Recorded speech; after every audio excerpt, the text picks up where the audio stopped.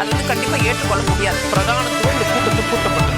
ஏன் இவ்வளவு பெரிய ஒரு கன்ஃபியூஷன்? நான் ரொம்ப சிம்பிளான ஒரு பத்தி அவருக்கு வேற எந்த விதமான ரைட்ஸும் கிடையாது. நேர்பட பேசு நிகழ்ச்சிக்கு உங்கள் அனைவரையும் அன்போடு வரவேற்கின்றேன். இன்றைய நிகழ்ச்சியில் நாம் விவாதிக்க இருக்கக்கூடிய தலைப்பு, அண்மையில் திரு உதயநிதி ஸ்டாலின் அவர்கள் பேசியிருந்தார். அவர் பேசியதன் பேசுபொருள் என்ன அப்படின்னா, பாஜக அதிமுகவை பலவீனப்படுத்திவிட்டது, பலவீனமான நிலையிலிருந்து அதிமுக மீண்டு வர வேண்டும் என்று பேசியிருக்கிறார். இதையே நம்ம விவாத பொருளாக கட்டமைத்திருக்கிறோம். திமுக வெர்சஸ் அதிமுக என்றே தனக்கான களத்தை கட்டமைக்க விரும்புகிறாரா உதயநிதி? இதுதான் இன்றைய தலைப்பு. இது குறித்து விவாதிக்க வந்திருக்கக்கூடிய சிறப்பு விருந்தினர்களை உங்களுக்கு அறிமுகம் செய்து விடுகிறேன். திமுகவிலிருந்து வழக்கறிஞர் திரு மதிவாணன் அவர்கள், வணக்கம்.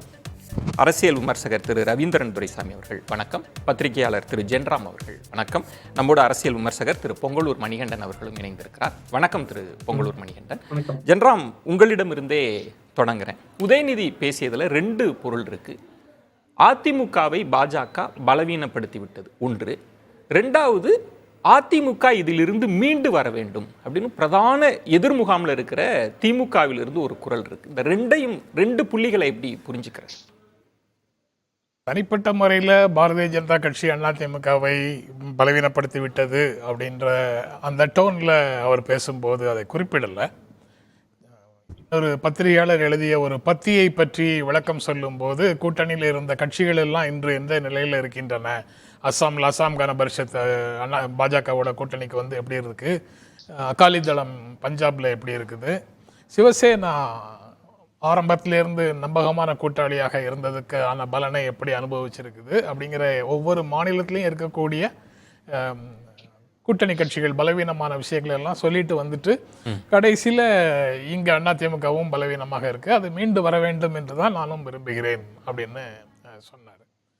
அதில் பலவீனமாகி இருக்கு அப்படிங்கிறது, பலவீனப்படுத்துகிறது பாரதிய ஜனதா கட்சிங்கிறது, கூட்டணி கட்சிகள் பிற மாநிலங்களில் என்னென்னலாம் நிலைக்கு உள்ளாக இருக்குது அப்படிங்கிற அடிப்படையில் அவர் விளக்கிட்டு வந்தார். அது எல்லாருக்கும் தெரிந்ததும் கூட. ஆனால் இது மீண்டு வர வேண்டும் என்று விரும்புகிறேன்னு எப்படி ஒரு பிரதான எதிர்முகாமில் இருக்கிறது? இத்தனை ஆண்டு காலம் எதிர்த்து களமாடிய அதிமுகவை, திமுகவிலிருந்து அது முக்கிய தலைவரில் ஒருத்தர், நீங்க மீண்டு வரணும்னு விரும்புகிறேன்னு எப்படி பேசுறது? அதாவது பிரதான இரண்டு கட்சிகள் திமுக அதிமுக அப்படிங்கிறது இன்று வரைக்கும் அதுதான் உண்மை. அதே சமயம் பாரதிய ஜனதா கட்சியினுடைய முயற்சிகள் காரணமாக அதிமுகவை பலவீனப்படுத்தி கொண்டிருக்கிறார்கள் அப்படிங்கிறதையும் நடந்த நிகழ்வுகளில் இருந்து பார்க்க முடியுது. 2019 தேர்தலில் என்ன முடிவு, 2021 தேர்தலில் என்ன முடிவு, 2024 தேர்தலில் என்ன முடிவு என்பதை வைத்து பார்க்க முடியுது. முதல் இடத்துல திராவிட முன்னேற்ற கழக கூட்டணியும் இரண்டாவது இடத்துல அதிமுகவும் இருந்தாலும் கூட, அதிமுகவுக்கு அடுத்து வரக்கூடியவர்களுக்கும் அதிமுகவுக்கும் இடையில இருக்கக்கூடிய இடைவெளி குறைந்து கொண்டே வருகிறது அப்படிங்கிறதும் அதிமுகவினுடைய பலவீனத்தை காட்டக்கூடிய ஒரு காரணியாகத்தான் நான் நினைக்கிறேன். அப்படி என்றால் அதிமுக மீது திமுகவுக்கு இருக்கிற திரு உதயநிதி ஸ்டாலின் அவர்களுக்கு இருக்கிற கரிசனம்னு புரிஞ்சுக்கிறதா, அல்லது பாஜக கூட்டணி மீது இருக்கிற பயம்னு புரிஞ்சுக்கிறதா? இந்த ஸ்டேட்மெண்ட் எப்படி? பாஜக கூட்டணி மேல பயம் இல்லை. தமிழ்நாட்டின் நலன்களில் அதிமுக உறுதியாக இருப்பதாக இருந்தால் அது மாநில அரசுக்கு, அவங்களுக்கு ஏற்கனவே மாநில அரசில் இருக்கக்கூடிய திமுகவுக்கும் அதிமுகவுக்கும் உறவு இல்லை அப்படிங்கிற ஒரு சூழல்ல மாநில அரசை அது விமர்சிக்கிறதை பற்றி திமுக யாரும் கவலைப்பட்ட மாதிரி தெரியல. ஆனால் ஒன்றிய அரசையும் தீவிரமாக இந்த மாநிலத்தின் முதன்மையான எதிர்க்கட்சி என்ற அளவில் எதிர்க்க வேண்டும் என்று திமுக விரும்புகிறது. அதன் மூலமாக தன்னை வலிமைப்படுத்திக் கொள்ள வேண்டும் அதிமுக என்றும் திமுக விரும்புகிறதுன்னு தான் நான் புரிந்து கொள்கிறேன். ஏன்னா இது வந்து மக்களவை தேர்தலில் தான் பாஜக மோடி இதுக்கெல்லாம் முக்கியத்துவம், மோடி ஆட்சி தொடரணுமா வேண்டாமாங்கிறத பிரச்சனை. இது மாநிலத்தில் சட்டப்பேரவை தேர்தலில் அந்த மாதிரி விஷயங்கள் எல்லாம் பார்க்க வேண்டியது இல்லை அப்படின்னு ஒரு தியரியை பலர் வந்து முன் வச்சிட்டு இருக்கிறாங்க. ஆனால் மாநில அரசு செயல்பட விடாமல் தடுக்கக்கூடிய ஒன்றிய அரசு அப்படிங்கிறத எப்படி பார்க்கிறது? மாநில அரசில் திமுக பொறுப்பில் இருக்குது. ஆனால் என்னென்னலாம் ஒருங்கிணைந்த கல்வி திட்டத்திற்கு நிதி தராத மோடி அரசை பற்றி பேசாமல் வெறும் அதிமுகவை பற்றி மட்டும் திமுக பேச முடியுமா?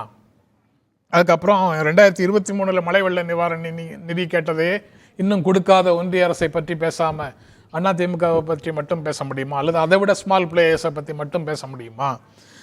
மெட்ரோ திட்டத்துக்கு பணம் வரல, நிதி பகிர்வில் பாகுபாடு காட்டக்கூடிய அரசாக ஒன்றிய அரசு இருக்குது. தமிழுக்கு குறைவான நிதியும் சமஸ்கிருதத்துக்கு அதிகமான இல்ல ஒன்றிய அரசு மீதான திமுக ஒன்றிய அரசை விமர்சிக்கிறோம்னு மத்திய அரசு தொடர்ந்து விமர்சிச்சுட்டு இருக்கிறாங்க. இதுல உதயநிதி அவர்கள் சொல்றது நீங்க மீண்டு வாங்கன்னு அதிமுகவை சொல்வது வந்து களத்தை வந்து திமுக அதிமுக இப்படியே வச்சு கொண்டு போயிடலான்றதுதான் கணக்கா? இயல்பாக தமிழ்நாட்டு மக்களுடைய விருப்பமும் அதுதான். அது எப்படி நான் சொல்றேன், உதயநிதி விருப்பமாக அவர் வெளிப்படுத்துறாருன்னு சொல்றீங்க. இன்றைய தமிழ்நாடு சட்டப்பேரவையினுடைய கான்ஸ்டிடியூஷன் எடுத்துக்கோங்க. கான்ஸ்டிடியூஷன் தான் அதனுடைய அமைப்பை எடுத்துக்கொள்ளுங்கள். நீங்க 234 இடங்கள்ல திமுக கூட்டணி 159 இடங்களும், அதிமுக 66 இடங்களும் இருக்கு. கிட்டத்தட்ட தமிழ்நாடு சட்டப்பேரவையினுடைய 96% இடத்தை திமுக கூட்டணியும் அதிமுகவும் வச்சிருக்காங்க. 9 சீட்டு தான் இந்த 2 பேரும் இல்லாத வெளியில இருக்கக்கூடியது.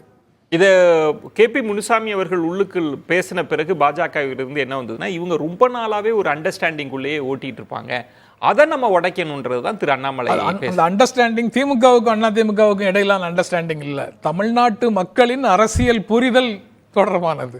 பாலிடிக்ஸை தமிழ்நாடு மக்கள் எப்படி அண்டர்ஸ்டாண்ட் பண்ணியிருக்காங்களோ அதனுடைய விளைவு அது. 96% இடங்களை இந்த 2 கட்சிகளும் அல்லது 2 கூட்டணிகளும் தான் வைத்திருக்கிறார்கள் என்பது முக்கியமான ஃபேக்டர்.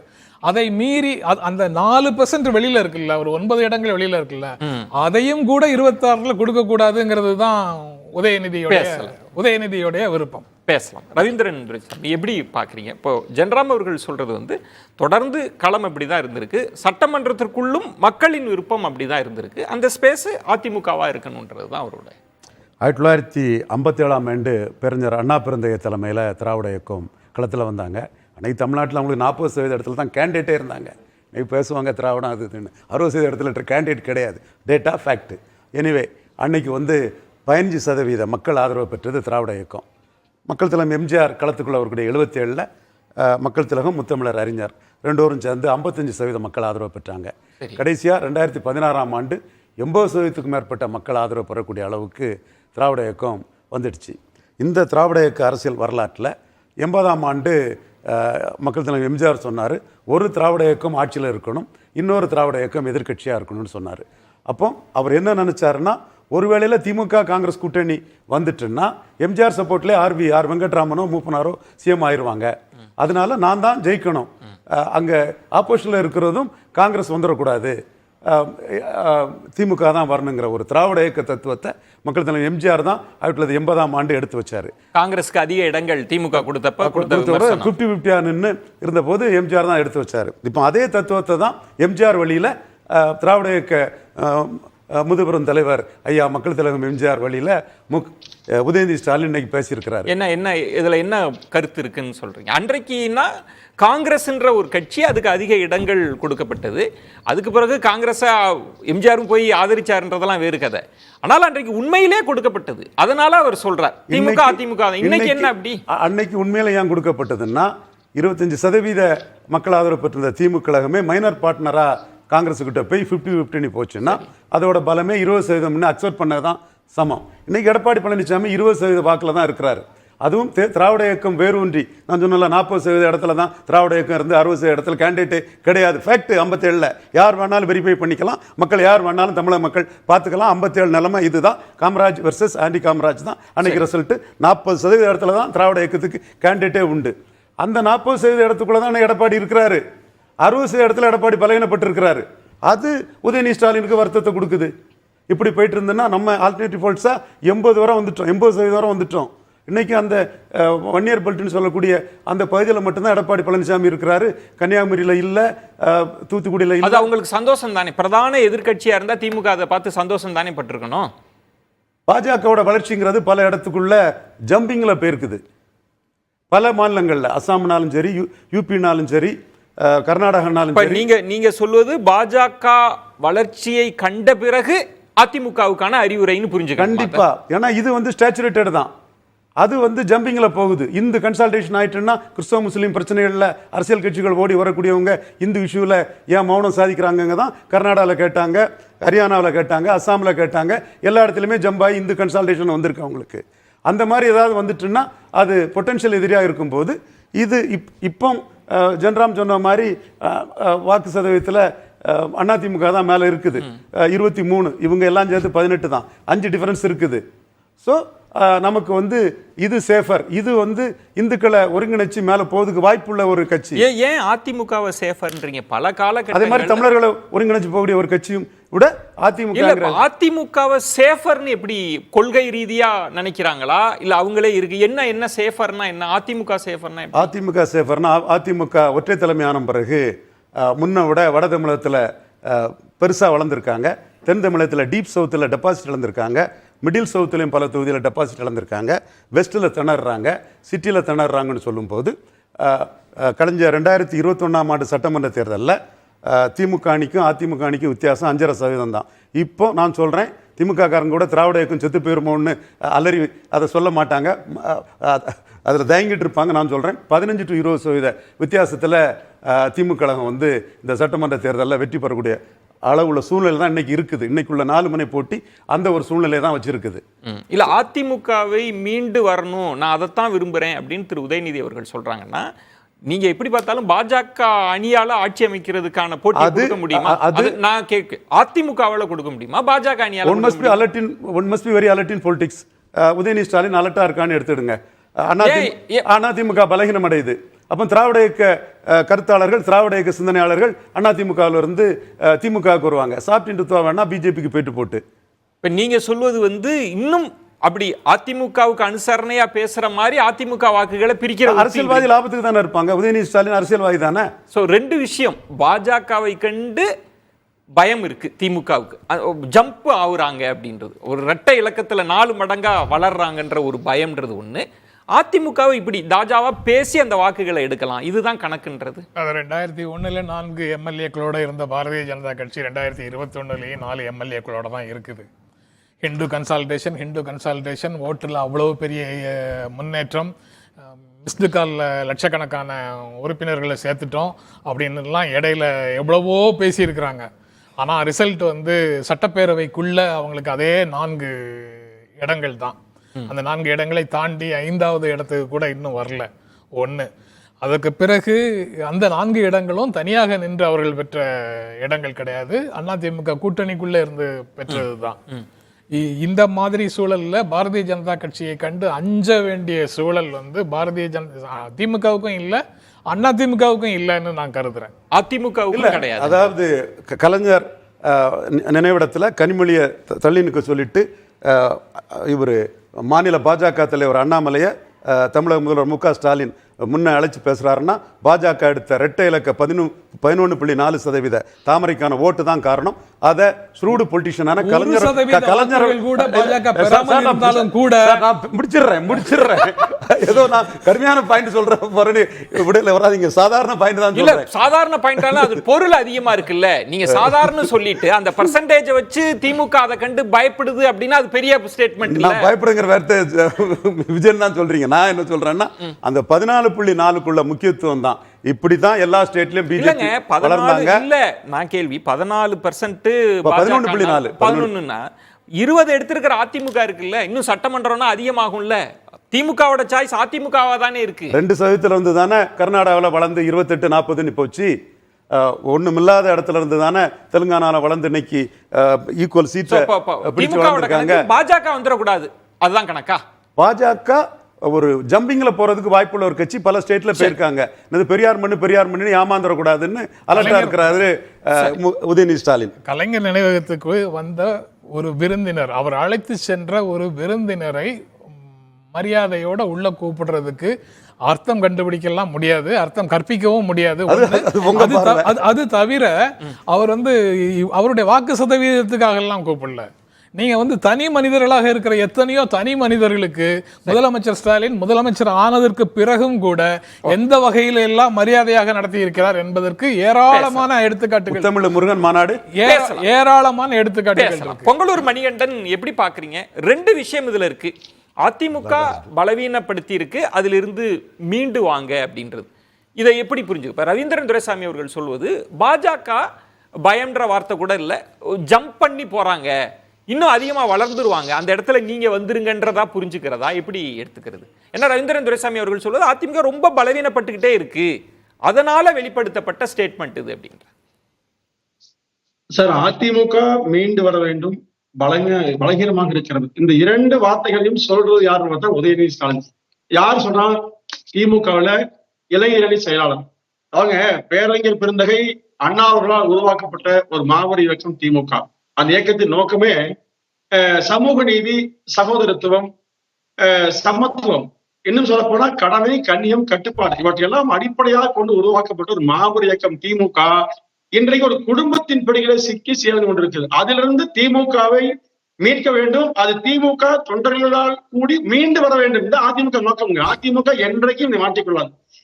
நீங்க திமுக மீண்டு வரணும்னு சொல்றீங்க. திமுக மீண்டு வரணும். ஒரு குடும்பத்துடைய பிடிகளை சிக்கிக் கொண்டு 50 ஆண்டு காலமாக தமிழ்நாட்டை சீரழித்துக் கொண்டிருக்க கட்சி இல்ல. நீங்க சொல்வது பொங்கலூர் மணிகண்டன் கொள்கை சார்ந்த பார்வை, வாரிசு அரசியல் சார்ந்த பார்வை. திரு உதயநிதி ஸ்டாலின் சொல்றது வாக்கு வங்கி அரசியல், தேர்தல் அரசியல்ல ஒரு பார்வையை சொல்றார். நீங்க பலகீனமா இருக்கீங்க. ரவீந்திரன் துரைசாமி அதை டேட்டாவா சொல்றார்.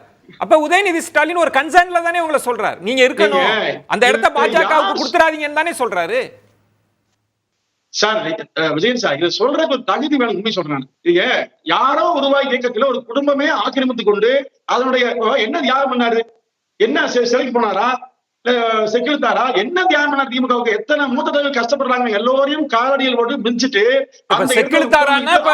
அதிமுக தலைவர்களும் செக்யூரிட்டாரான்ற ஒரு கேள்வி வந்தா என்ன எப்படி கொண்டு வர முடியும்? இல்ல நான் சொல்றேன், அதிமுகவுல இப்ப இருக்கிற தலைமை ஆளுங்க 50 ஆண்டு காலம் அந்த இயக்கத்தை தனக்காக அர்ப்பணிச்சவர் எடப்பாடியார். இப்ப எல்லாத்தையும் பாருங்க. திரு உதயநிதி ஸ்டாலின் யாருடைய வாரிசா வந்தாரு? கருணாநிதி. நீங்க வாரிசு அரசு. இப்ப நீங்க ரெண்டு விஷயம் தான் புரியுது. தகுதி இல்ல முதல்ல. நீங்க உதயநிதி ஸ்டாலின் சொல்றீங்க இந்த வார்த்தை அதிமுக நோக்கி கை நீட்டி சொல்ல தகுதி இல்ல. என்ன எந்த அர்த்தத்துல சொல்றீங்க? அவர் வாரிசா இருக்கிறார் அதனால சொல்லக்கூடாதுன்றது உங்கள் பார்வை. நான் கேட்பது நீங்கள் மீண்டு வரணும் அப்படின்றதே தவறுன்றீங்களா? நாங்க பலகீனமாவே இல்லைன்னு சொல்லுவீங்களா? இல்ல, அது ஒரு நல்ல நோக்கம் இருக்குங்க. அதாவது கடந்த 3.5 ஆண்டு காலமாக திமுக செய்திருக்கிற மோசமான நிர்வாகத்தினற்ற ஆட்சி, லஞ்சம் ஊழல திளைச்ச ஆட்சி, கஞ்சா உட்பட போதைப் பொருள், கள்ளச்சாரம் உட்பட எல்லா பொருட்களும் இன்னைக்கு சர்வசாதாரணம் புழங்குது. தோல்வி அடைந்து விட்ட தங்கள் ஆட்சியை பாதுகாக்க முடியவில்லை, மக்களை பாதுகாக்க முடியவில்லை. எனவே அதிமுக மீண்டும் வர வேண்டும் என்று சொல்றாரு. சொன்னார். நீங்க புதுசா விகுதியை சேர்க்கிறீங்க. மீண்டும் வரணும்னு சொல்லல, மீண்டு வரணும்ன்ற பலகீனமான நிலையிலிருந்து மீண்டு வாங்கன்ற. அதிமுக திமுகவை தோற்கடித்து மீண்டு வர வேண்டும். நிச்சயமாக மீண்டு வருங்க. 2026 மீண்டு அதிமுக எழுச்சி பெற்று ஆட்சி பிடிக்கும். அந்த நோக்கம் ஏவதுன்னா திமுக தனது தோல்வியை ஒப்புக்கொண்டது. இந்த 3.5 ஆண்டு காலத்தில் மக்களின் வெறுப்பை சம்பாதிக்கிறது தங்கள் குடும்பத்திலிருந்து. நீங்க சொல்ற அரசியல் விமர்சனத்துக்கு சொல்றதுக்கு உங்களுக்கு உரிமை இருக்கு. தேர்தல் பிரச்சாரத்திலையும் சொல்லுவீங்க. அவர் என்ன பொருள்பட சொன்னார்ன்றதுக்கு இப்ப திரு ஜென்ராம் அவர்கள் சுட்டி காட்டினாங்க. பாஜக தோழமை கட்சிகள் எல்லாம் எப்படி நடத்தினாங்க அப்படின்றது அது நீங்களே அதிமுகவிலே பலரும் வெளிப்படையில் சொல்றாங்க. இப்போ இந்த புள்ளி நீங்க பலகீனமாகவே இல்லைன்னு ஒன்று சொல்லணும், அதை நீங்க நிறுவனம். நாங்க பார்த்துப்போம், நீங்க சொல்லாதீங்கன்னு சொல்லணும். நீங்க திமுக சொல்றதுல உள்நோக்கம் இருக்குன்னு சொன்னீங்கன்னா அதுக்கு என்ன கருத்தை முன்வைக்க போறீங்கன்னு கேட்கிறேன். விஜயன் சார், பலவீனம் சொன்னா அதுக்கு என்ன பொருள் சொல்லுங்க. இப்ப திமுக இந்த பலவீனமான நிலையை அடையவே இல்லையா? அதிமுக பலவீனம் சொன்னா நான் கருத்து சொல்றேன். அதாவதுங்க ஒண்ணு இல்ல, அம்மா இருக்கிறதுக்கு முன்புங்க எம்ஜிஆர் அவர்கள் கட்சி தொடங்கிய காலத்திலிருந்து அவர் மறைகின்ற வரையிலும் திமுக எதிர்கட்சியாவே அமைய முடியல. காங்கிரஸ் எதிர்கட்சியா இருந்தது. அப்ப பலகீனமா இருந்து ஒத்துக்கிறீங்களா? அம்மா அவர்கள் ஆட்சிக்கு வந்த பிறகு கருணாநிதி மட்டுமே வெற்றி பெற்றார். மிகப்பெரிய பலவீனத்தில் இருந்தது. ஒத்துக்கிறீங்களா? அதுக்கப்புறம் 2011 எதிர்கட்சியா தேமுதிக வந்தது. திமுக என்னங்க பலகீனமா ஒத்துக்கிறீங்களா? அப்ப 2 முறை கரெக்டா வந்துட்டீங்க. அப்போ முன்பு எம்ஜிஆர் அவர்கள் சொன்னாங்கல்ல, இல்ல நான் 1980க்கு வரேன். எம்ஜிஆர் அவர்கள் என்ன சொன்னாங்க?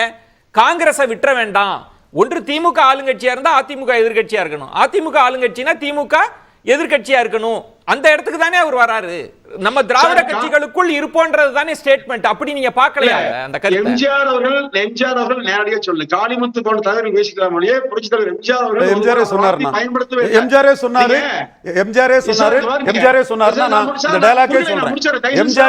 நான் கேட்டேன். சொன்னது உண்மை பொங்கலூர் மணிகண்டன். எம்ஜிஆரே சொன்னது உண்மை மணிகண்டன். இல்ல சார், அப்படி இருந்தா கூட எம்ஜிஆர் அவர்கள் பொறுத்தவரையில ஒருபோதும் திமுக வர வேண்டும் என்று விரும்பல. ஏன்னா அவர் தீய சக்தின்னு சொன்னார் சார். அந்த தீய சக்தி இல்ல அதுல உள்ள நுணுக்கம் என்னன்னா, பொங்கலூர் மணி என்ற அதுல என்ன நுணுக்கம்னா, இங்க பலராலும் என்ன பேசப்படுதுன்னா, திமுக அதிமுக அதிமுக திமுக இப்படி இருதுருவ அரசியல் தான் இருக்கணும், இப்படி ஒரு செட்டப் இருக்குன்னு பாஜகவே சந்தேகிக்கிறாங்களே. நீங்க ஒரு செட்டப்பை உருவாக்கி வச்சிட்டு இருக்கிறீங்க, அதை நாங்க உடைப்போம்னு. ஆனா உதயநிதி சொல்றாரு நீங்க தயவு செய்து மீண்டு வாங்கன்னு சொல்றாரு. நீங்க ஒண்ணு இல்ல சார், பாஜகவோடு கூட்டணி இல்லை என்று அதிமுக முடிவெடுத்தது. முடிவெடுத்த பிறகு கள்ள கூட்டணி இரண்டு கட்சியிலும் மறைமுகமாக கூட்டு வைக்கிறது, தேர்தலே வென்றால் இருவரும் இணைவாக சொன்னது யார் சார்? இது அதிமுக பலவீனப்படுத்தவா பலப்படுத்தவா சார்? தேர்தல்ல மக்கள் மத்தியில அதிமுகவை காரி காரி துப்புவீங்க, கேவலப்படுத்துவீங்க. அப்புறம் இப்ப ஆஹா அதிமுக நல்லா இருக்கணும். என்ன சார் லாஜிக் இது? உதயநிதி சொல்றது நம்புறேன்னு சொன்னா நான் தான் முட்டாள். அதிமுக தொண்டர்கள் ஒருபோதும் திமுக சொல்வதை ஏற்கவோ. நீங்க சொல்றது இதுக்குள்ள ஒரு உள்நோக்கம் இருக்கு. நீங்க அதிமுகவை பலவீனப்படுத்துறதுக்காக அப்படி பேசுறாரு. பலவீனப்படுத்துவதற்கான அனைத்து முயற்சியிலும் செய்யணும் சார். 13 பேர் இன்றைக்கு திமுகவில அமைச்சரா இருக்காங்க, முக்கிய பொறுப்பு இருக்காங்க, அதிமுகவை சேர்ந்தவர்கள். அது எல்லாத்தையும் அனுப்பிச்சுடுங்களேன். அதெல்லாம் ஏன் வச்சுக்கிறீங்க? அப்ப எல்லோரையும் அரவணைப்பு ஊழல் சொல்லுவாங்க, ஊழல் சுமத்துவாங்க, லஞ்ச ஒழிப்புத்துறை அவங்க வழக்கு பதிவு வைப்பாங்க, அவர்களே பொது மேடையில் சென்று ஊழல் மக்கள் மத்தியில் குறிப்பிட்டு சொல்லுவாங்க. அவர்களே சேர்த்து கொண்டு அதிமுக பலவீனப்படுத்தலாம். சார், இது போன்ற அரசியல் நாடகத்தை திமுக காலங்காலமாக அரங்கேற்றியே வருதுங்க. அதிமுக ஏமாறாது. 2024 எடப்பாடியா மன்னர் அல்ல, இங்க பட்டத்தில வருஷம் உதயநிதி ஸ்டாலின், அடுத்த இன்பநிதி, இதையெல்லாம் அதிமுக சார். எளிய மக்களின் தலைவராக எடப்பாடி இருக்கிறார், அவரை வீழ்த்த முடியாது சார். 24 நிச்சயமாக ஆட்சி. நீங்க 2 கருத்தையுமே அவர் மறுக்கிறார். நாங்க பலகீனமாக இல்லை அப்படின்றதும், நாங்க மீண்டு வர வேண்டிய இடத்துல இல்ல, நீங்க மீண்டு வாங்கன்னு சொல்றதே ஒரு உள்நோக்கத்தோடு எங்களை பலகீனப்படுத்துறது, அதற்கு நாங்க ஈடாக மாட்டோம். அவர் ஏதோ தகுதியை பற்றி பேசினார். என்ன தகுதின்றது டேபிள் கீழே ஊர்ந்து போய் வாங்கின பதவியெல்லாம் நாங்கள் வாங்கலை. இல்லை இல்லை, ஒரு நிமிஷம். பொங்கலூர் மணிகண்டன், நீங்கள் அளவுக்கு அதிகமாக பேசுனீங்க, நான் அமைதியாக இருந்தேன். தயவு செஞ்சு அமைதியாக இருக்கணும். இல்லை நீங்கள் அடுத்த சுற்றுல ஒரு லைன் கூட பேச முடியாது. தயவு செஞ்சு நீங்கள் பேசும்போது அமைதியாக இருந்தல்ல, நீங்கள் பேசுன எல்லாத்துக்கும் அமைதியாக இருந்தல்ல, அமைதியா இருங்க. ஏன் அவசரப்படுறீங்க? அமைதியா இருங்க, அமைதியா இருங்க. ஒரு லைன் பேச முடியாது. அமைதியா இருங்க, அமைதியா இருங்க, அமைதியா இருங்க. நாளை என்ன பார்த்ததோ மக்கள் என்ன பார்த்தாங்களோ நான் எதையும் பத்தி தப்பா பேசல. முதல்ல அமைதியா இருக்கணும். பொங்கலூர் மணிகண்டன் அமைதியா இருக்கணும். கொஞ்சம் அமைதியா இருங்க. அமைதியா இருங்க. கொஞ்சம் அமைதியா இருங்க. அமைதியா இருக்கணும். இல்ல நேரம் போகுது, பேசணும். இல்ல தகுதியை பத்தி அவர்தான் பேசினார். அதாவது தேர்தல் நாகரிகத்துல மக்களுக்கு என்ன தேவை, தமிழ்நாட்டு மக்களுக்கு என்ன தேவைன்றத சின்னவர் பேசுனா அதில் என்ன அர்த்தம் இருக்குன்னு புரிஞ்சு பேசணும். புரியாம பேசுனா இதான் நடக்கும். இல்ல என்ன அர்த்தம் இருக்கு அதுதான் சொல்றேன். அதாவது இந்த நாட்டு மக்களுக்குள்ள திராவிட இயக்கங்கள் என்னென்ன செஞ்சுது அப்படின்றதுக்கு நிறைய வேறுபாடுகள் இருக்குது. பிஜேபிக்கும் நமக்கும் நிறைய கொள்கை முரண்பாடுகள் இருக்குது. சமூக நீதியாக இருக்கட்டும், இடஒதுக்கீட்டாக இருக்கட்டும், இல்லைன்னா மாநில சுயாட்சியாக இருக்கட்டும், இல்லைன்னா இன்றைக்கி இருக்கிற நீட் தேர்வு, காவேரி பிரச்சனை, இடஒதுக்கீடு, எல்லாத்துலேயுமே நமக்கும் அவங்களுக்கும் 1000 பிரச்சனைகள் இருக்குது, வேறுபாடுகள் இருக்குது. அதுக்காக நீங்கள் வளர்ந்து வாங்க, ஏன் வளர்ந்து வாங்கன்னு சொல்கிறதுக்கு ஒரு காரணம் இருக்குது. 7 தொகுதியில் டெபாசிட் போயிருக்கு, 11 தொகுதியில் 3ஆவது இடத்துக்கு வந்திருக்கீங்க, ஒரு தொகுதியில் 4ஆவது இடத்துக்கு போயிருக்கீங்க. அதனால் நீங்கள் சரியான பாதையில் தேர்தல் கட்சியை நடத்துங்க அப்படின்னு சொன்னா இவர் என்ன சொல்றாரு? எங்ககிட்ட இருக்கிற 13 பேர் உங்ககிட்ட அனுப்பணுமா? முதல்ல உங்ககிட்ட சேர்றேன்னு சொல்றவங்கள முதல்ல சேர்த்துக்கிட்டு கட்சியை நடத்துறதுக்கு வழி இல்ல. திமுக தோல்வியவே சந்திச்சது இல்லையா சார்? தோல்வியிலிருந்து தொடர்ச்சியா 10 தோல்வி எந்த காலத்திலும் திமுக சந்திச்சு கிடையாது.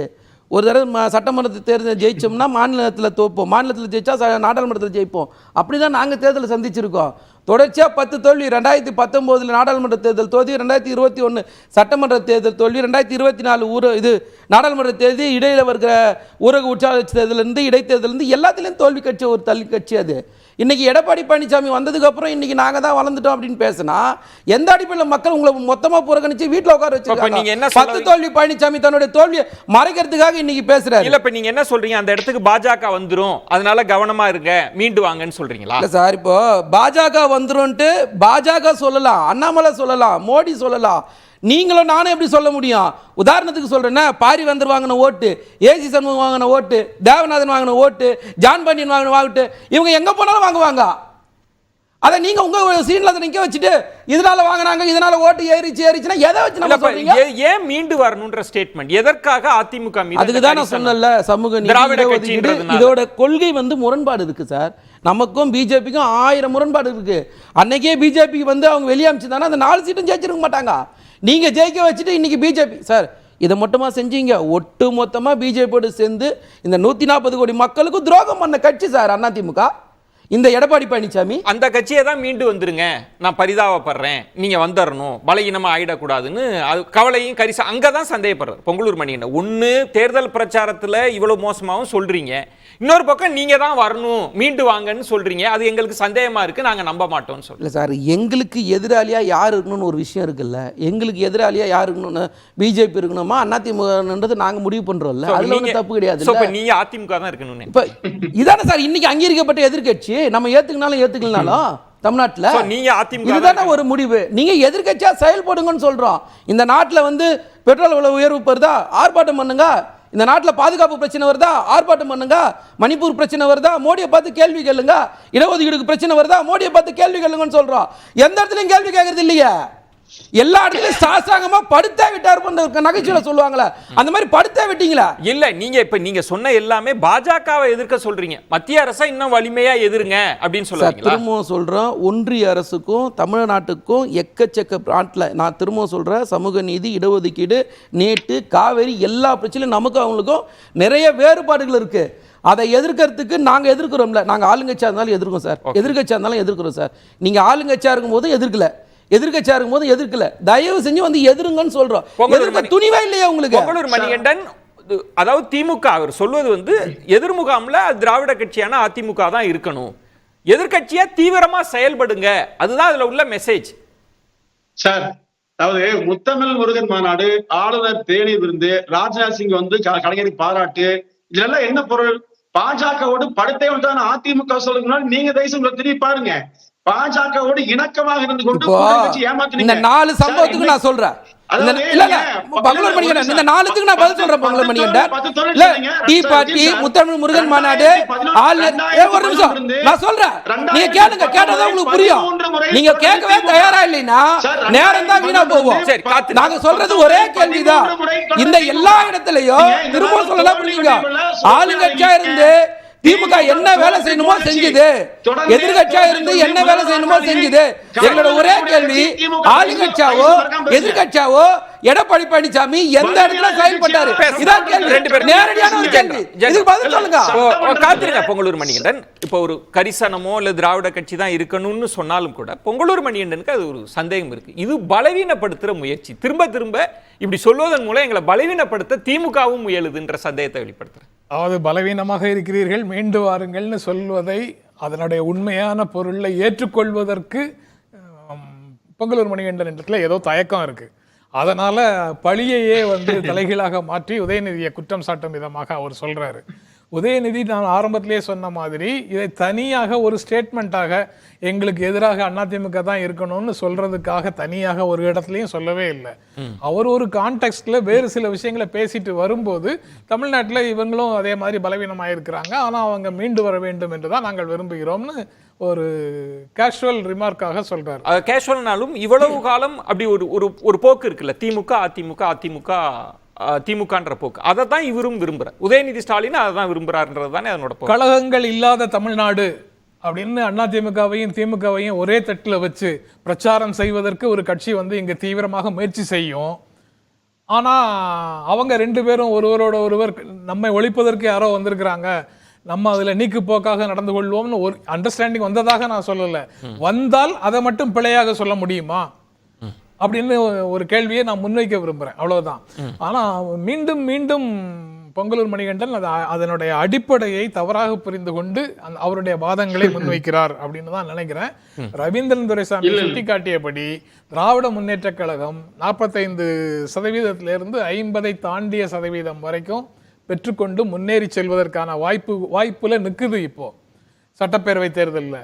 அதற்கு அப்புறம் ஒரு 15லேருந்து 20% பின்னாடி 30% அல்லது 25% லெவலில் தான் அதிமுக இருக்கு. அதிலிருந்து இன்னும் கொஞ்சம் மேலே வாங்க, உங்களுக்கு கீழே இருக்கக்கூடியவர்களுக்கும் உங்களுக்குமான இடைவெளியை அதிகப்படுத்தி கொள்ளுங்கள்.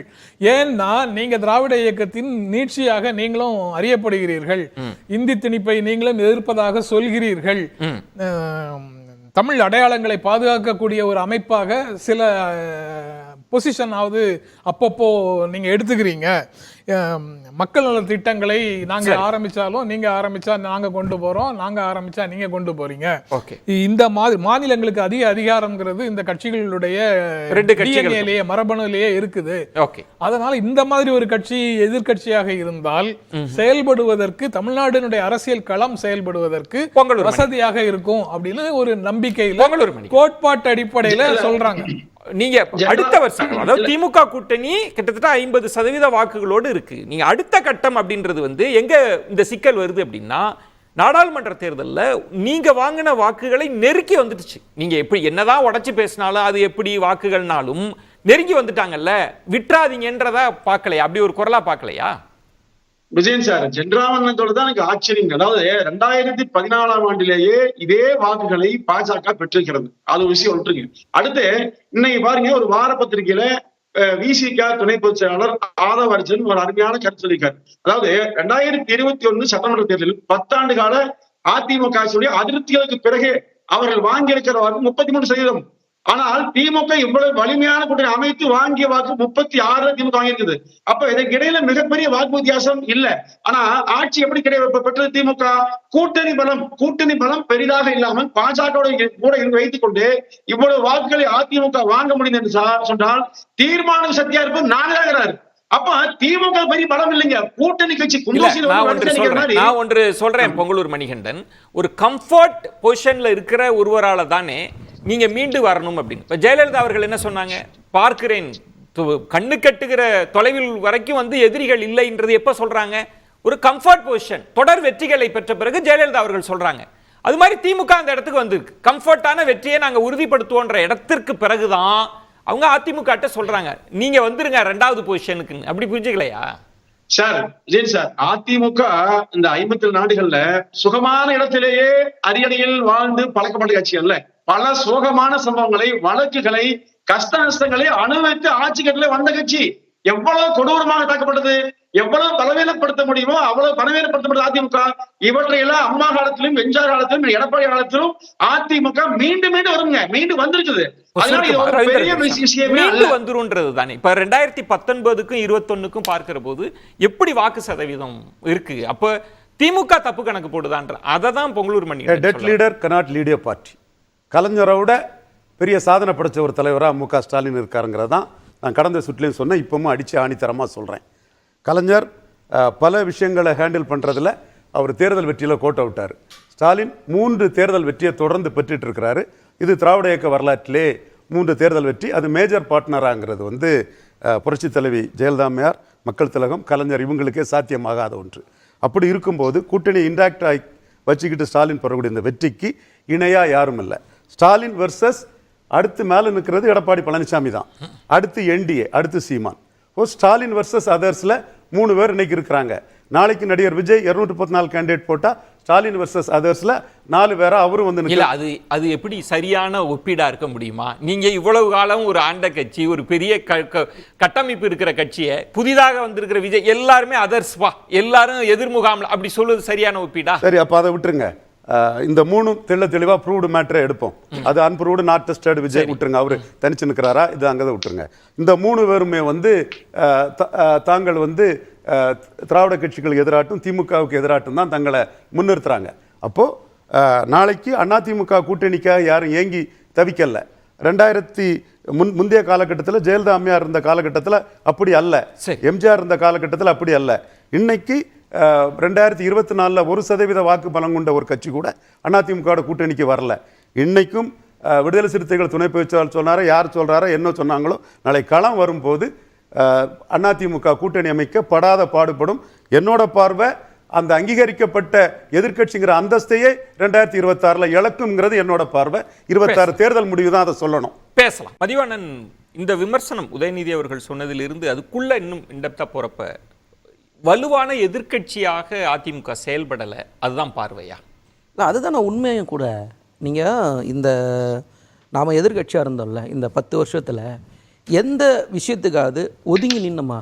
சிஏஏ போராட்டமாக இருக்கட்டும், இல்லை என்ஆர்சி என்இபிஆர் விஷயங்கள் வரட்டும், இந்த மாதிரி பிஜேபி கொண்டு வந்த எல்லா தப்பான காரியங்களுக்கும் எதிர்த்து ஒரு எதிர்க்கட்சியாக போராட்டம் பண்ண கட்சி திமுக அரசை எதிர்த்து வலுவா தானே களத்தில் இருக்கிறாங்க, தினந்தோறும் அறிக்கை விடுறாங்க. கள்ளக்குறிச்சியில எல்லாம் எதிர்க்கட்சி தலைவரே போறாரு. நீங்க பிஜேபியை எதிர்க்கல, அதனால எதிர்க்கட்சியா செயல்படலன்னு சொல்ல வரீங்க சார்? இப்போ நாடாளுமன்ற தேர்தல் வந்தது இல்லை, நாடாளுமன்ற தேர்தலுக்கு யாரை எதிர்த்து பிரச்சாரம் பண்ணணும்? மோடி எதிர்த்து பிரச்சாரம் பண்ணணும். இந்த நாட்டுக்கு யார் வேணும்னு சொல்லிட்டு யார் வேணான்னு சொல்லிட்டு ஒரு பிரச்சாரம் பண்ணணும். நீங்கள் நாடாளுமன்ற தேர்தலுக்கு போய் சம்மந்தமே இல்லாமல் ஒன்று பேசினிருந்தா மக்கள் உங்களை என்ன பண்ணுவாங்க? வீட்டுக்கு தான் அனுப்புவாங்க. அதான் நடந்தது. இடைத்தேர்தல் வருது, தேர்தலை புறக்கணிச்சுட்டு ஒரு எதிர்க்கட்சி புறக்கணிச்சுட்டு வீட்டில் போய் உட்காந்துருந்தா என்ன கணக்கு? சரி, இப்போ நாடாளுமன்ற தேர்தலுக்கு நீங்கள் சொல்கிற லாஜிக் சரி. 26ல் என்ன இது இருக்க போகுது? திரு ஸ்டாலின் அவர்கள் வேண்டுமா வேண்டாமான்றது தானே. அப்போ அவங்க உங்களை தானே எதிர்த்து அரசியல் பண்ணுவாங்க. இப்போவும் ஏன் நீங்கள் பாஜகவை எதிர்க்க சொல்கிறீங்க? இப்போது எங்களை எதிர்த்து நீங்கள் போராட்டம் பண்ணணும், இல்லை ஆர்ப்பாட்டம் பண்ணணும்னு சொன்னால் ஏதாவது ஒரு குறிப்பிட்ட பிரச்சனைகள் இருக்குது. இன்றைக்கி நலத்திட்ட உதவிகள் இருக்குதுன்னு வச்சுங்களேன் உதாரணத்துக்கு, இல்லை எங்களுடைய சாதனைகள் இருக்குன்னா, இந்த சாதனைகள் மக்கள் அங்கீகரித்ததுனால தானே தொடர் வெற்றி எங்களுக்கு கொடுக்குறாங்க. நீங்கள் சொல்கிறதெல்லாம் பொய்யான குற்றச்சாட்டுனால தானே உங்களை புறக்கணிக்கிறாங்க. இதில் வெளிப்படையாக தெரியுதுல்ல உங்களுக்கு எங்கே இதில் பிரச்சனை இருக்குது.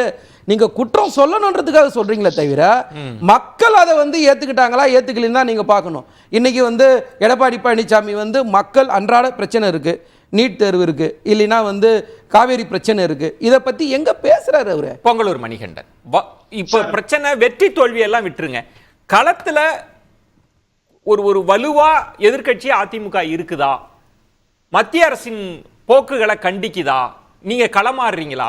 அதுதான் அடுத்த கட்டத்துக்கு நம்ம நகர்ந்தாச்சு சார். இவர்கள் நோக்கம் ஒரே ஒன்றுதான், அதாவது மோடியை எதிர்த்து பாஜக எதிர்த்து சிறுபான்மை வாக்குகளை மொத்தமாக அள்ள வேண்டும். அதை தாண்டி எதுவுமே இல்லை. உங்களுக்கு கிடைக்குமே இல்ல, நாங்க சொல்றாங்க இல்ல ஸ்டாலின் மாதிரி சட்டை கிழிச்சுக்கிட்டோ சட்டசீல் போய் பண்றதில்ல. சட்டையை கிழிச்சிட்டு வந்தாங்க. நாங்க எந்த இடத்துலயும் யாரோட கால்ல விழுந்தோ பதவிக்கு நாங்க வரல. நேரடியா மக்களை சந்திச்சு 50 வருஷம் ஒரே ஒரு செய்தியை மட்டும் சொல்றேன். 2 பேரும் அனுபவம் வாய்ந்தவங்க. நான் 2 செய்தி சொல்றேன். இதுல நம்ம வார்த்தையை விட்டுட்டா ரொம்ப கடு சொல்ல யார் சுமக்க போறாங்கன்னா நீங்க நெஞ்சில் சுமக்கிற 2 தலைவர்கள் தான். அதனால கவனமா இருங்க வார்த்தையில. சொல்லுங்க, பேசு சார். ஒண்ணு இல்ல, கடந்த கால அதிமுக ஆட்சியின் போது 35,000 போராட்டம் நடந்தது.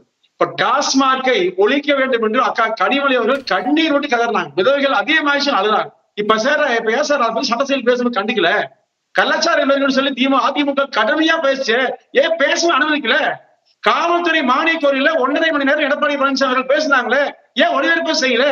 எதிர்கட்சி 66 எம்எல்ஏ வைத்துக் கொண்டு எதிர்கட்சி இல்லை எப்படி சொல்றீங்க? இப்ப திமுக செய்கிற மின்கட்டணமோ சொத்து வரி உயர்வோ இல்ல இப்ப பத்திரப்பதிக்கட்ட உயர்வோ எல்லாவற்றையும் எதிர்த்து அதிமுக போராடி வருது. அப்ப அதெல்லாம் நீங்க ஆமா சரின்னு சொன்னீங்களா? அப்போ நீங்க அதிமுக பலகீனமா இருக்குதுன்னு சொல்லி பலப்படுத்த யார விரும்புறீங்க? மணிகண்டன் சொல்லட்டுமா? நீங்க சொல்ற இல்ல, அவர் சொல்றாரு இல்ல, இந்த விலைவாசி உயர்வு, இந்த கட்டண உயர்வு, இதுக்கு அப்புறம் தான் தேர்தலை சந்திச்சிருக்கோம். இந்த சந்திப்புக்கு மக்கள் வெற்றி கொடுத்திருக்காங்க. அப்ப நீங்க சொல்ற குற்றச்சாட்டு பொய்யான குற்றச்சாட்டு, மக்கள் புறக்கணிக்கிறாங்க. நீங்க செஞ்ச ஒரு நிமிஷம், நீங்க செஞ்ச 10 வருஷம் நிர்வாக சீர்கேட்ட இன்னைக்கு நாங்க தான் சரி செய்யறோம்.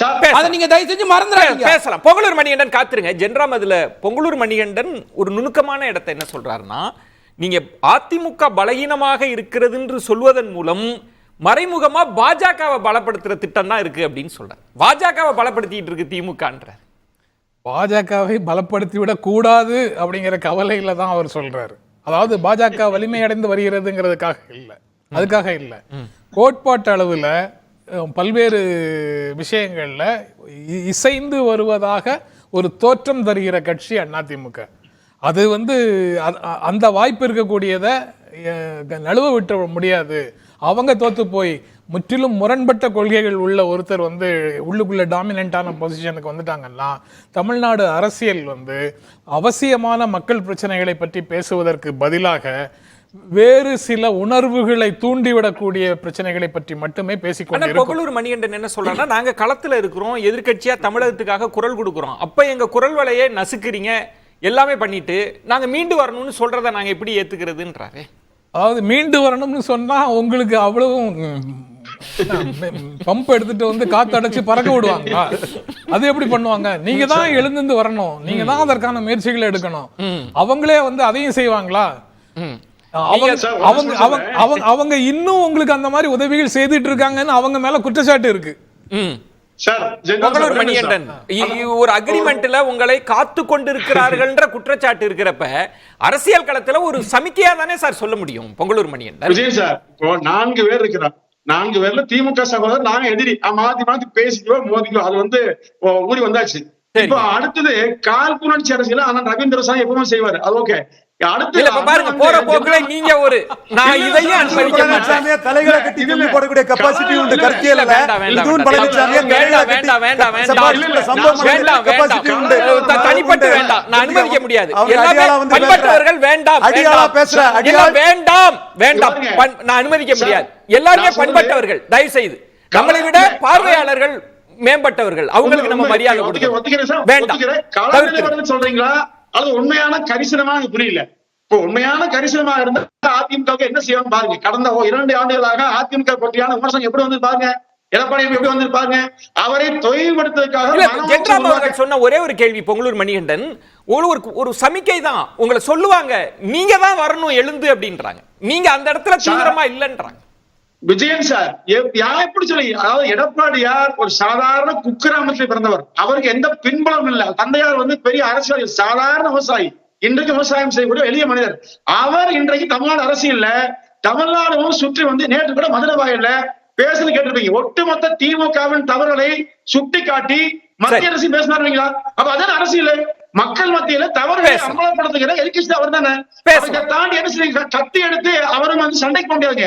மக்களுக்கு தன் கருத்தை சொல்ல முடியும், சொல்லி வேலையை செய்வார். ரவீந்திரன் துரைசாமி, இப்போ உதயநிதி அவர்கள் பேசியதா இருக்கட்டும், இப்போ ஜென்ராம் அவர்கள் சொன்னது, அவர் பேசியதாக இருந்தாலும் அதை கடந்து பார்த்தாலுமே சட்டமன்றத்தில் எம்எல்ஏக்கள் எண்ணிக்கையெல்லாம் பார்க்கிறப்ப இங்க இருதுருவ அரசியல் தானே, இப்படிதானே இருக்க முடியும். செட்டப் திமுக அதிமுக இப்படிதானே இருக்க முடியும். களம் இல்லை, திராவிட இயக்கம் பாசிட்டிவாக எஸ்டாப்ளிஷ் ஆன பகுதி தவிர மற்ற பகுதியில் இந்துத்துவ கருத்தியலும் தமிழ் தேசிய கருத்தியலும் பெரிய அளவுக்கு எழும்பிட்டு இருக்குது. ஜெயலலிதா அம்மையார் உயிரோடு இருக்கும்போது 1.1% இருந்த நாம் தமிழர் கட்சி எடப்பாடி பழனிசாமியின் சமூக நீதி சூறையாடலுக்கு எதிராக 8.2% உயர்ந்துட்டாங்க. மீண்டும் அவங்க வீரப்பம் கொள்ளக்காரம்னா கருணாநிதிக்கும் ஜெயலலிதாவுக்கும் என்ன பேருன்னு திராவிடத்துக்கு எதிராட்டு மிக கடுமையான பேச்சுகள் பண்ணுறாங்க. நேற்று கூட வேலுநாச்சியார் வந்து ஜெயலலிதாவோட குறைவா, மருதுபாண்டியர் எம்ஜிஆரோட குறைவான்னு எம்ஜிஆரையும் ஜெயலலிதாவையும் அடித்து தான் அவங்க அரசியலை பண்ணுறாங்க. அண்ணாமலை பெருந்தலைவர் காமராஜ் சொன்ன ஒரே குட்டையில் ஊறிய மட்டைகள்ங்கிறத பெரிய அளவில் எடுக்கிறாரு.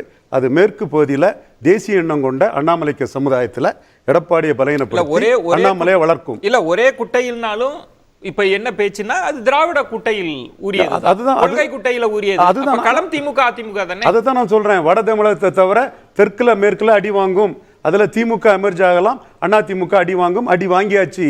தெற்குல வந்து மரணடி வாங்கியாச்சு. தெற்குல வந்து கன்னியாகுமரியில் 4%. நீங்க சொல்வது களத்தில் இறங்கி நாம தான் பண்ணணும். களத்தில் இறங்கி டிக்ளேர் பண்ணி எடப்பாடி பழனிசாமி தரப்புக்கு சவால் விட்டு பண்ணணும். நீங்க சொல்றது மீண்டும் இருதுருவ அரசியலுக்கான வாய்ப்பு இல்ல. ஸ்டாலின் எங்கேயோ இருக்கிறாரு. ஸ்டாலினுக்கு இடையான தலைவர் அல்ல எடப்பாடி பழனிசாமி. சகோதரர் பொங்கலூர் மணிகண்டன் வந்து சொல்றதுக்கு நான் சேலஞ்ச் பண்ணி சொல்றேன். 2026 அங்கீகரிக்கப்பட்ட எதிர்க்கட்சி தலைவராட்டு எடப்பாடி பழனிசாமி வரமாட்டார். 24 சொல்லி அடிச்சு காட்டின மாதிரி 26 சொல்லி அடிச்சு காட்டுவோங்கிறத சகோதரர் பொங்கலூர் மணிகண்டன் சொல்லி சகோதரருக்கு தான். இல்ல சகோதரருக்கு தான். மக்கள் தீர்ப்பு, மக்கள் என்ன நினைக்கிறாங்க. 2024 மக்கள் தீர்ப்பை நாங்க பிரெடிக்ட் பண்ணோம். 26 பிரெடிக்ட் பண்றோம். உங்க நிறைவு கருத்து ஜெனரம் இருதுருவ அரசியல் இல்ல இனி இருக்காதுன்றதான் புரிஞ்சுக்கணுமா? இனிமே இருதுருவ அரசியலை நோக்கி அது போகுது. அது இந்த சிஸ்டத்துக்குள்ள இருக்கக்கூடிய இந்த தேர்தல் முறையில் இருக்கக்கூடிய பிரச்சனை. இதுல பெரிய கட்சிகள் மட்டும்தான் சர்வைவ் ஆகும். சிறிய கட்சிகள் வந்து சட்டப்பேரவையிலையோ மக்களவையிலையோ போய் சேருவது ரொம்ப கஷ்டம். கூட்டணிக்குள்ள இருந்தால் மட்டும்தான் அதெல்லாம் சாத்தியம். இருதுருவன்றது திமுக அதிமுகன்றது இனி இருக்காதுன்னு சொல்ல வர்றாரு ரவீந்திரன் ஜோஷி. அப்படி களம் இருக்காது. திமுக வெர்சஸ் திமுக அண்ணா திமுகங்கிற இருதுருவ அரசியல் தான் தமிழ்நாட்டு மக்களுடைய விருப்பம். அதை யாராலையும் வட தமிழக மக்களின் விருப்பம். அது எல்லாம் தற்காலிக மயக்கங்கள். 26 தேர்தல் முடிக்கும் ரவீந்திரன் துரைசாமிக்கு தற்காலிக மயக்கமாக அது இருக்கலாம். ஆனா ஒரு நிரந்தரம் 26 காட்டும் சொல்றான். இல்ல, 26 நிரந்தரம் காட்டும். இல்ல, எனக்கு ஒரு புரிதல் வேண்டும். தமிழ்நாட்டிலேயே வட தமிழகம் ஒன்றா யோசிக்கும், தென் தமிழகம் ஒன்றா யோசிக்கும்னா அப்படியா இருந்து சேலத்துல 38% வாக்கெடுத்து நம்பர் 1 தலைவராக இருக்கக்கூடிய எடப்பாடி பழனிசாமி நெல்லையில 8% வாக்கெடுத்திருக்காருன்னா உங்களோட உழைப்பு சொல்லி அடிச்சோம். அது இந்த ஃபேஸ்ல நடக்கக்கூடிய ஒரு சிறு மாற்றம் தான். அடுத்த ஃபேஸ்ல இதோட மோசமா இருக்கும். 15க்கு போயிடுவாரு. நிரந்தரமான பிராக்மெண்டேஷன்ங்கிறது வராது. அது போக வாரிசு அரசியல்ங்கிறத முன்வைத்து அரசியல் செய்வதும் கடந்த காலங்களில் தமிழ்நாட்டில் எடுபடல. தமிழ்நாட்டில் மட்டும் இல்ல, பிரதமரும் இதை பற்றி அதிகமாக பேசினாரு. பிரதமர் பேச்சு மகாராஷ்டிரால எடுபடல, யூபியில எடுபடல, தமிழ்நாட்டில் எடுபடல. அவர் பேசிய இடங்கள் எல்லாம் தோல்வியை தான் தழுவி இருக்கிறார். தமிழ்நாட்டில் அவர் சாட்டிஸ்ஃபைடு, வந்த ஓட்டு அவருக்கு திருப்தி. அது அவரே அண்ணாமலை பாராட்டிட்டார். களம் என்ன இப்போ அதிமுக என்னதான் பேசினாலும் அப்படிதான் இருக்க போகுதா இப்படி? இன்றைக்கு தேர்தல் வந்தால் கூட நாங்கள் தான் மெஜாரிட்டியாக ஜெயிப்போம். அதில் எந்த விதமான மாற்று கருத்தும் இல்லை, சந்தேகமும் வேணாம். நீங்கள் அலர்ட் ஆனால் உங்களுக்கு அந்த எதிர்கட்சின்ற அந்தஸ்து கிடைக்கும். அலர்ட் ஆகலைன்னு முடிவு பண்ணீங்கன்னா அதுக்கு நாங்கள் பொறுப்பாக முடியாது. நீங்கள் எங்களுக்கு எதிராளியாக இருக்கணும் நாங்கள் எதிர்பார்க்கிறோம். இல்லை நாங்கள் பாஜகன்றீங்களா? அது யார் வேணா இருக்கலாம், அதுக்கு நான் பொறுப்பாக முடியாது. நீங்கள் நல்லா இருங்கன்னு சொல்கிறதும் நீங்கள் நாசமாக போங்கன்னு சொல்கிறதும் எங்களுடைய பெருந்தன்மை. அந்த பெருந்தன்மையை நீங்க தப்பா புரிஞ்சுக்கிட்டா அதுக்கு நாங்க அர்த்தமாக முடியாது. நீங்க இப்படியே இருந்தீங்கன்னா ரவீந்திரன் துரைசாமி அண்ணன் சொன்ன மாதிரி நிச்சயமா தமிழ்நாட்டு மக்கள் உங்களை வீட்டுக்கு அனுப்புவாங்க. மக்களுக்காக வாங்க, மக்களுக்காக போராடுங்க, மக்களோட நில்லுங்க. அதான் உங்களுக்கு நல்லது. இருதுருவ அரசியல் திமுக அதிமுகன்ற இந்த சட்டகம் இருக்குல்ல, அது இனி உடைஞ்சிருமா இல்ல இதுதான் நிரந்தரம்? சார், இதை தாண்டி எந்த வட்டமும் வளையும் உருவாகாது. திமுக அதிமுக தான் தமிழ்நாட்டுல களம்ங்கிறது நிலவரம். சார் இந்த மாதிரி பல நேரங்கள்ல ஒரு கொங்கு அமைப்பு சார் ஒரு காலத்துல மிகப்பெரிய ஓட்டு வாங்கிச்சு.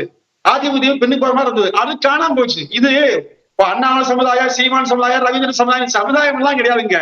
தமிழ்நாட்டு மக்கள் தெளிவா வாக்களிப்பாங்க. 26 எழுதி வச்சு நீங்க சொல்றீங்க திமுக மீதுல மிகப்பெரிய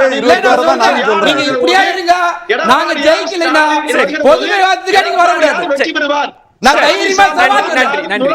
யாரையும் 2024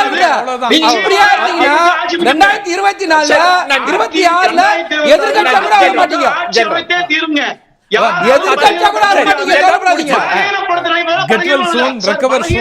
சொல்லியிருக்காரு.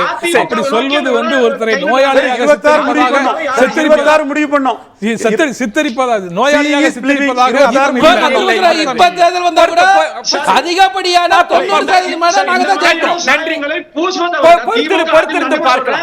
நன்றி புகழூர் மணியன். சிறப்பு விருந்தினர்களுக்கு நெஞ்சம் நிறைந்த நன்றிகளை தெரிவித்துக் கொள்கிறேன். மக்கள் தீர்ப்பே மகேசன் தீர்ப்பு. நன்றி நன்றி.